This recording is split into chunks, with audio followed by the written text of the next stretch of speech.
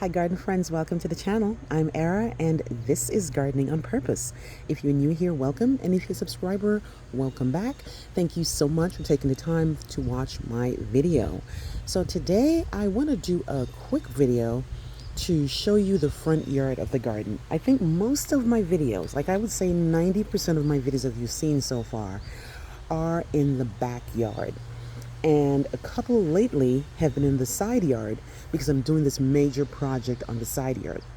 But very rare do you see the front. And I kind of wanted to show you what's happening in the front. There's a theme in the front.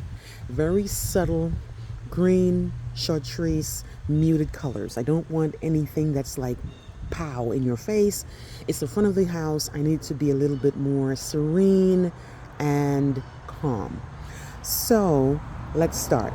So the very first thing you'll see right here is a bed I just created out of the whim. Like I literally had nothing else to do. And if you remember, and if you've been watching my channel, you'll know that some of these corabels used to be in that bed right there. That used to be, underneath that tree, used to be just corabels, all colors of corabels. I had the purple, the red, the green, all kinds of colors. But then I got tired of it a little bit. Every time I came home, I looked at it. It wasn't popping. It had color, but it really wasn't doing much for me. So I decided to just like do a whole hosta and corabel bed.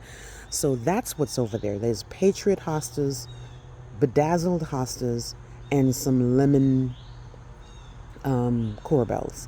And then here I put the other types. One of these I know for sure is the Carnival Watermelon. I'm pretty sure it's that one here. And this one I think is something Ghost. I don't remember. I will definitely put it in the description when I get a chance. And these green ones here were bought on sale at Lowe's, and they are proven winners. And I've noticed a trend with it's not everyone, but I notice a trend when I'm buying clearance plants from Lowe's for proven winners. A lot of them don't have the tag, and I do have my Google Lens and I do have my plant identifier, but it's only telling me the type of plant. It's not telling me the variety. So I don't know off the top of my head, but I will do some research later on and try to put it in the description. Also in this bed is Minuteman Hosta. I got these hostas on clearance for $3, and I bought a bunch of them that I ended up spreading all over the yard. So that's that bed when you're first coming up into the driveway. I'm still working on how to kind of lay it out here. This doesn't look the greatest, but I just wanted to kind of form the bed. I will come back in the fall and create a better outline for it.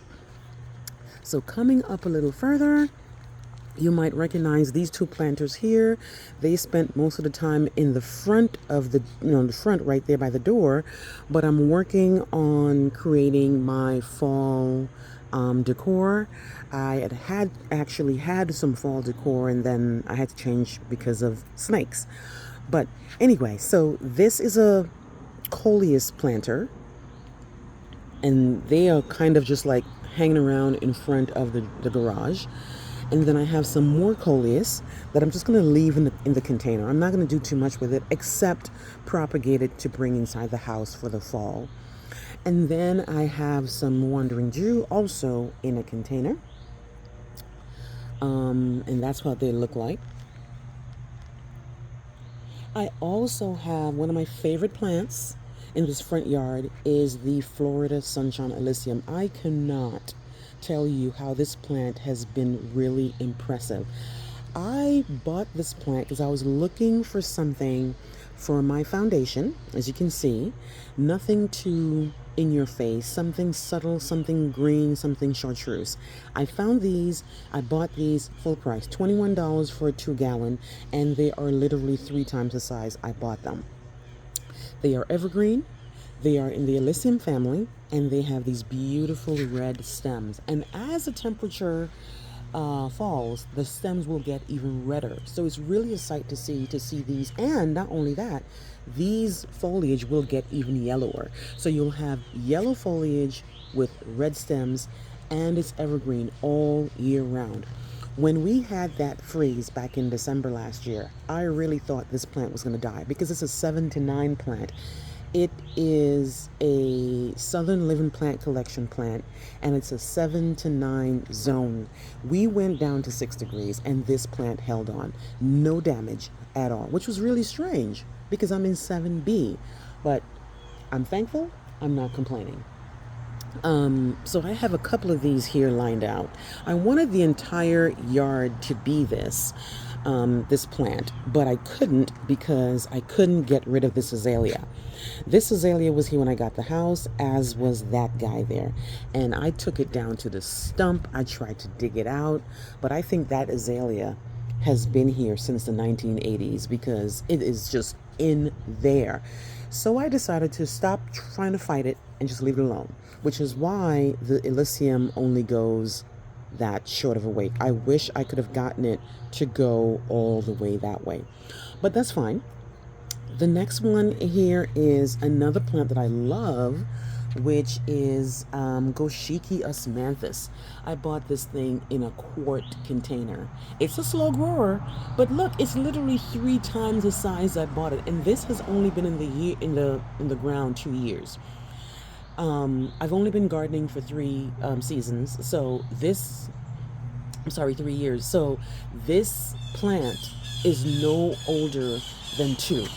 And it's, like I said, it's Goshiki osmanthus, and it is an evergreen, very slow grower, but really, really beautiful. There are times when there's red on here, there's pink, there's yellow, there's a light green, a dark green, which is, I think Goshiki means 5 colors or something, which is, it's possible for this plant to have 5 different foliage colors at one time. So I have 2 of those, and then I have another azalea right here. This one, which is surprisingly, that got damaged in the freeze, because when it got damaged, I was happy because it's like, okay, finally I can get it out. But it's coming back. It has not bloomed this year, but it probably will bloom next year. Also, excuse the noise, I'm hearing a lot of birds in the trees all of a sudden. Also in this bed is my favorite ground cover, ajuga.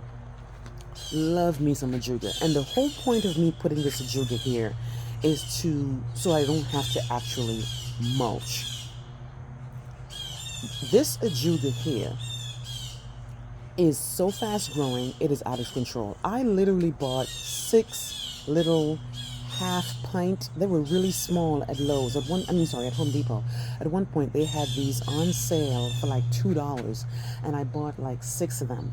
And they spread so fast. This purple one right here spread so fast. So this is me digging up some of them and dividing it and spreading it all over the yard. I also have this type here, which I think is the chocolate chip. I'm not exactly sure, but I'm doing a mix where I have the purple and the chocolate chip together, and they will run into each other and make this really, really nice blanket all over the foundation.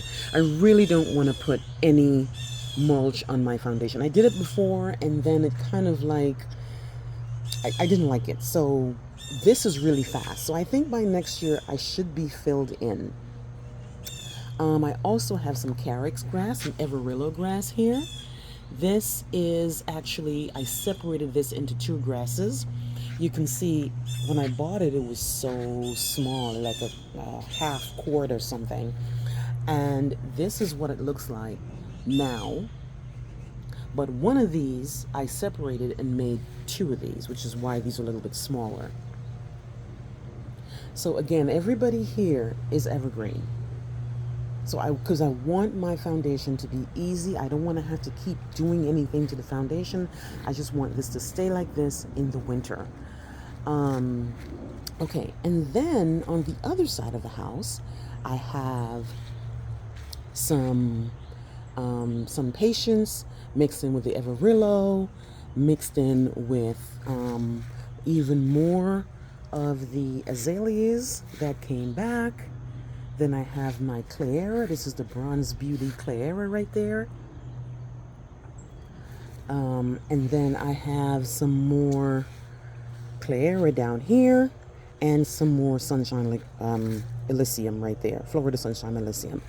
I was gonna put the Sunshine Elysium all the way up, but at some point in the day, this area gets a whole lot of sun. And actually, I planted it and it got burned so badly I had to move it, and that's why I ended up putting those three Bronze Beauty Clairas right there. So there's one here, one there, one there, mixed in with this. Look how big this carex grass is. I'm gonna have to divide it and maybe just like line the entire thing with carex. This was a small half quart plant 3 years ago, and look how big this carex grass is. So I'm going to definitely dig it out, and when the sun patients die, because we know they're going to die, when they die, I could just like use this guy here and put and replace it.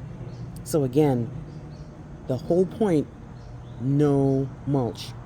So I do have a spot where I'm harvesting ajuga on the other side of the yard, and I'm gonna bring it here and literally just put it all the way in here.